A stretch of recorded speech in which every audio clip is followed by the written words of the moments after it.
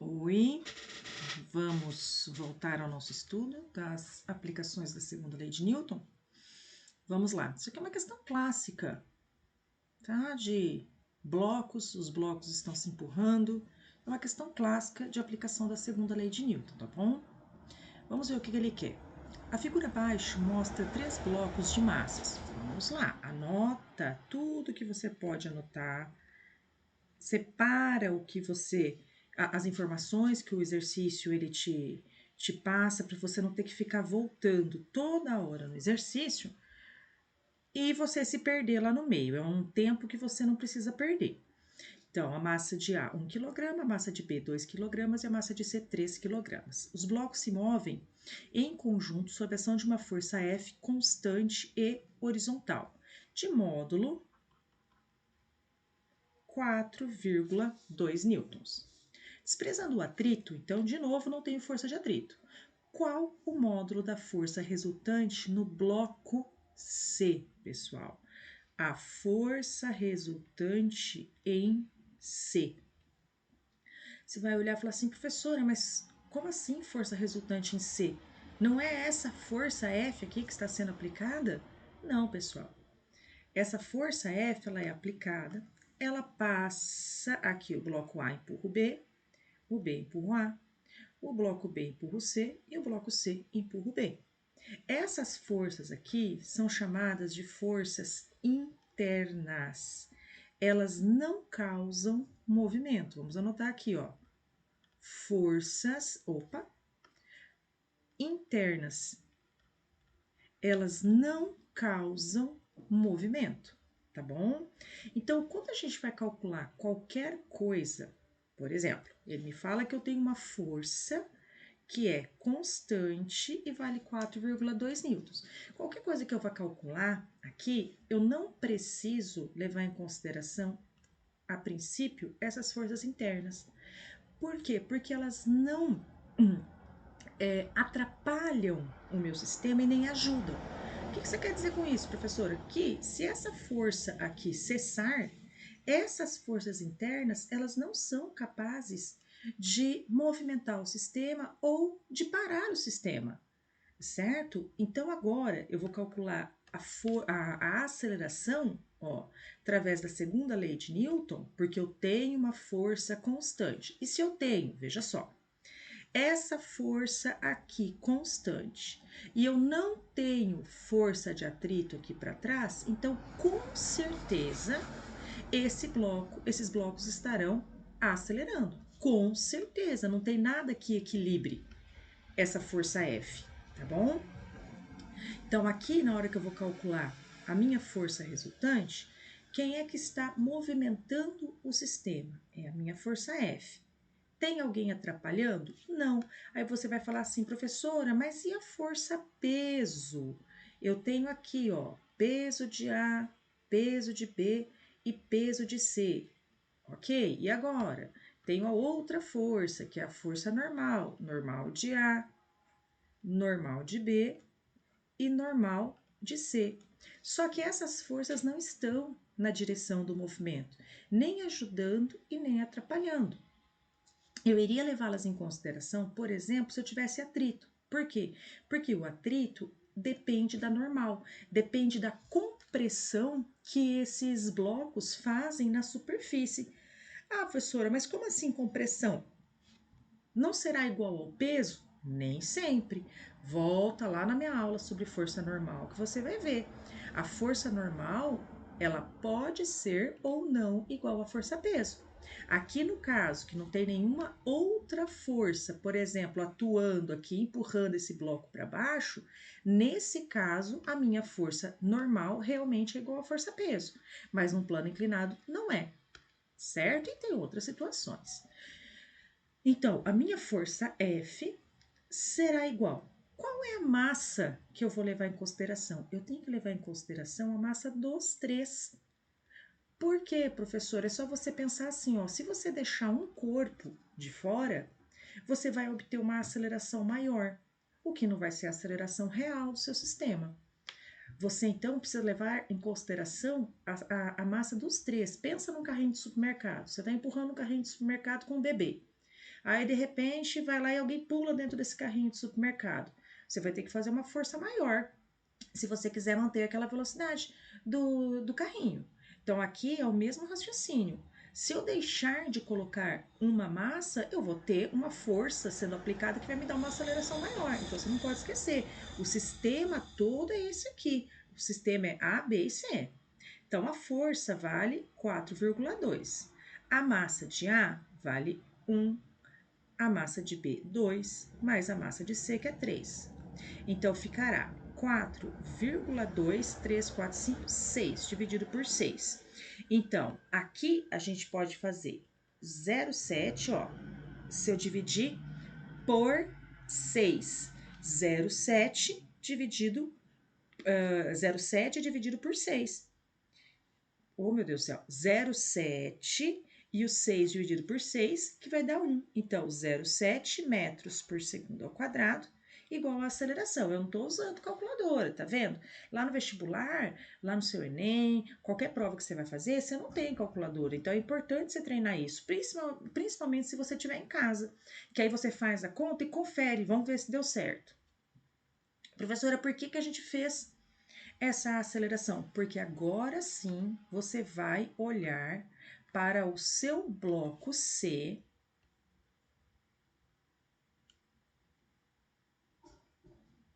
e analisar as forças que atuam no seu bloco.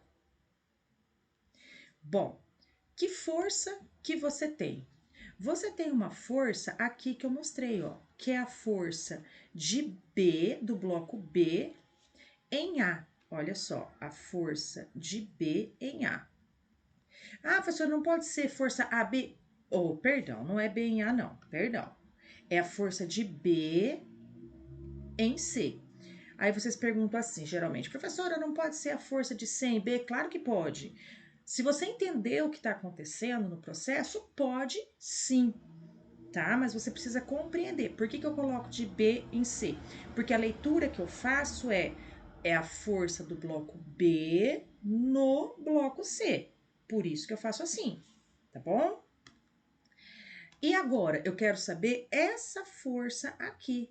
Essa força, olha aqui, ó, qual o módulo da força resultante sobre o bloco C. A única força, quando eu olho para o meu bloco C, que atua nele, é essa força BC, certo? Por que é essa força BC? Porque eu não tenho força de atrito. Então, essa é a única força que vai atuar nesse bloco. Então, eu farei de novo. Deixa eu só puxar essa figura aqui um pouquinho para cima, porque senão ela vai ficar difícil, vai faltar espaço aqui para mim. Então, o que a gente vai fazer? A gente vai fazer o seguinte: força resultante é massa vezes aceleração, só que eu estou olhando para o bloco C. Então, a força que B aplica em C é a massa de C, que vale 3, vezes a aceleração, que vale 0,7. Então, a força BC valerá 2,1 newtons, certo? Tanto a força de B em C quanto a força de C em B. Por quê, professora? Porque eles formam um par de ação e reação aqui. Então, não existe a possibilidade do bloco B empurrar o bloco C com uma força e o C empurrar o B com outra. Não tem como ser isso. Então, essas duas forças internas, elas são forças de ação e reação. Vou colocar aqui, ó. Ação e reação. E pela terceira lei de Newton, a gente sabe que toda ação tem uma reação de mesma intensidade e direção, mas sentido contrário. É por isso que essa atua para cá e essa atua para cá. Tá joia? Vamos para o próximo. O nosso próximo aqui, eu adoro esse exercício, porque esse exercício, ele... Opa! Porque esse... Ué, o que tá acontecendo aqui? Pronto. Porque esse exercício, ele tem essa força aqui em cima. E essa força aqui em cima dá uma complicada grande na cabeça de vocês, tá bom? Vamos fazer aqui então, ó. Sobre o plano inclinado fixo da figura a seguir, repousa um bloco de peso de 10 newtons. Então, já sabemos o peso dele, certo? A gente sabe que tem a força-peso, se tem massa, tem peso, se tiver, claro, dentro de um campo gravitacional. Sabendo que o seno desse ângulo é 0,8 e o cosseno é 0,6, a força constante de módulo F tem direção perpendicular ao plano inclinado e existe atrito. Existe atrito, tá? Ficou muito feio isso aqui. Entre o plano e o bloco. Até porque se não existir atrito, pessoal, por maior que seja essa força F aqui, ele vai escorregar.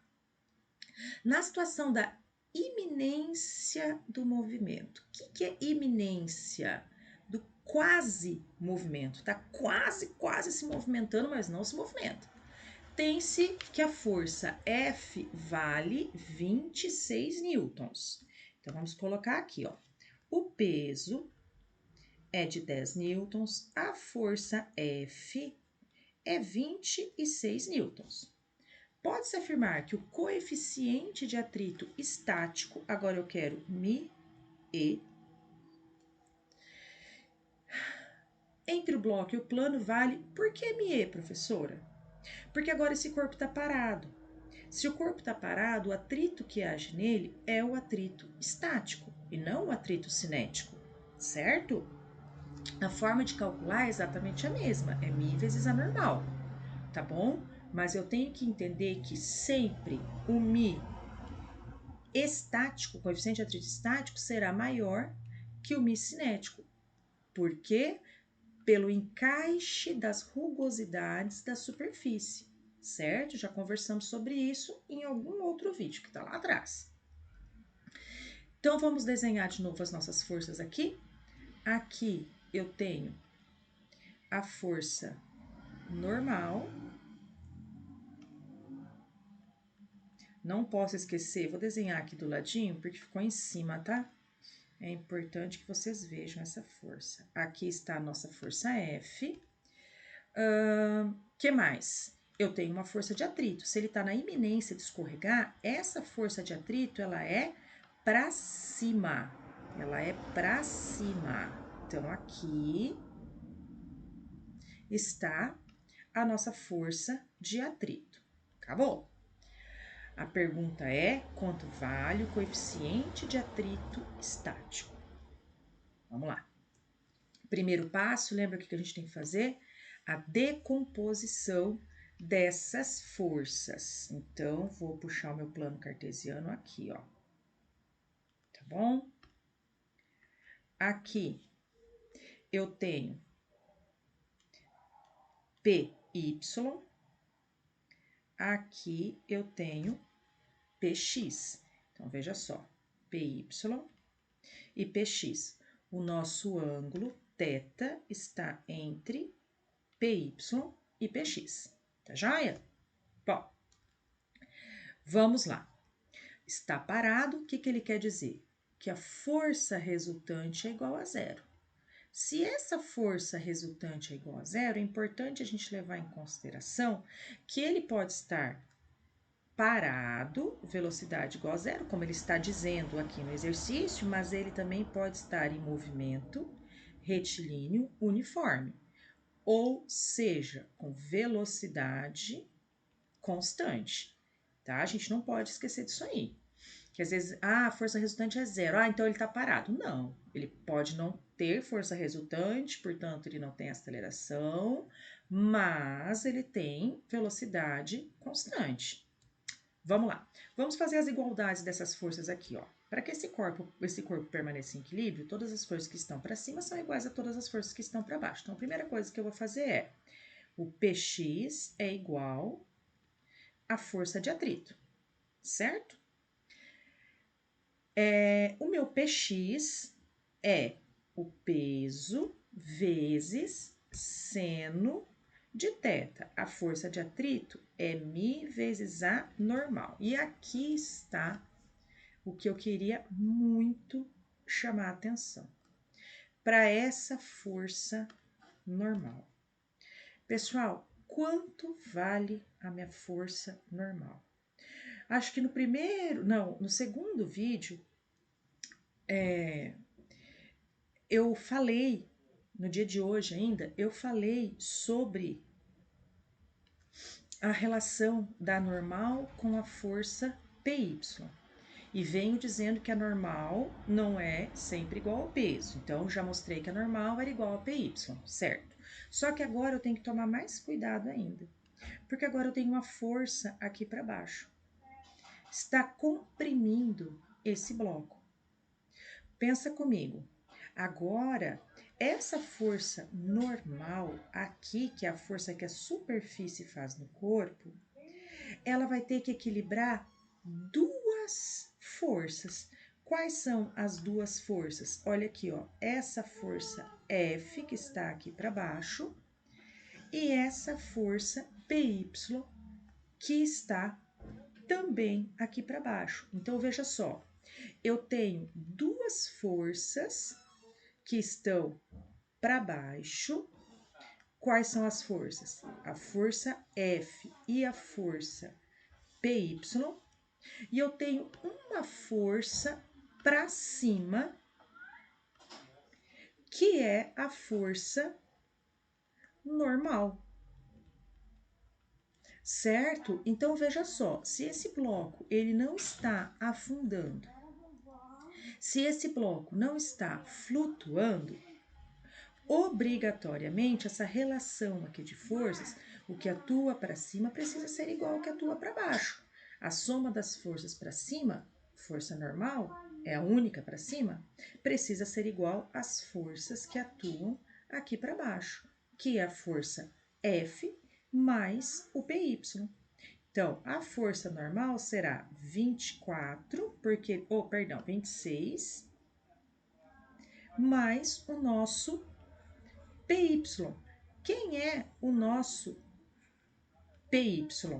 O nosso PY é o peso vezes cosseno de θ. Então, a normal será 26 mais o peso. Quanto vale o peso desse bloco? Olha aqui, ó. Ele já deu prontinho, você nem precisou fazer. O peso vale 10 e o cosseno aqui 0,6. Então, a normal será 26 mais 6. A normal é igual a 32 newtons. Entenda, a força que a superfície está fazendo para conseguir segurar este bloco é maior, porque eu tenho essa força F aqui empurrando o bloco para baixo. Então, aqui eu volto. Achamos a nossa força normal, vou frisar aqui, ó. Achamos a nossa força normal. Quem é o peso? 10. Quem é o seno do θ? 0,8. Mi é o que eu quero e a normal, 32. Então, vai ficar 8 dividido por 32 é o mi. Por 8, dividindo isso aqui, ó, dá 1/4. O nosso mi vale 0,25. Aqui está o nosso coeficiente de atrito, olha aqui, ó, estático. Por que estático? Porque ele me disse que o corpo está parado. Tá bem?